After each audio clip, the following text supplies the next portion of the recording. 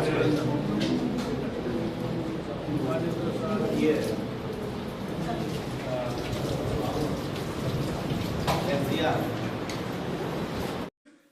ওনাদেরকে ধন্যবাদ দেব।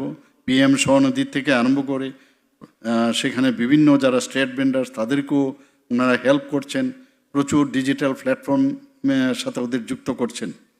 তো বিভিন্ন যেসব বেনিফিশিয়ারিরা আছেন তাদের আমি মনে করি যে এই প্রকল্পগুলো যে আমাদের TULM তরফ থেকে যে ব্যবস্থা করছেন।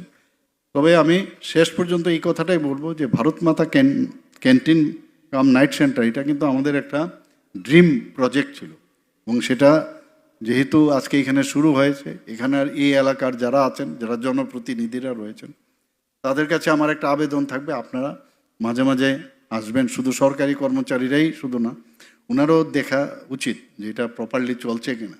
কোনো জায়গায় কোনো যদি খামতি দেখা যায়, মাঝে মাঝে দেখুন, কাজ করতে গেলে অনেক সময় বলবে যে এটা হচ্ছে না সেটা হচ্ছে না, কিন্তু সেগুলো সাথে সাথে যাতে অ্যাড্রেস করা হয়, দিস ইজ ভেরি ইম্পর্টেন্ট।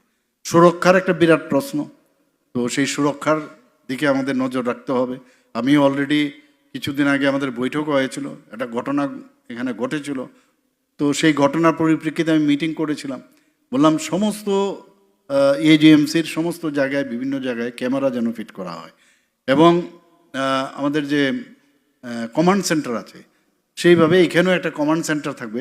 প্রতিনিয়ত তার কাজই হচ্ছে যে 24/7 কোন কোন জায়গার মধ্যে কি হচ্ছে না হচ্ছে সব সময় যেন এই, কারণ পুলিশ দিয়ে বা গার্ড দিয়ে কত রাখা যাবে, তো এগুলো দিয়ে অনেকটা সুবিধা হবে। ওয়ান টাইম আমাদের ইনভেস্টমেন্ট থাকবে, কিন্তু সারাক্ষণ ধরে এই প্রযুক্তিকে ব্যবহার করে তার সিকিউরিটি যেন থাকে, এই কথা বলেছে।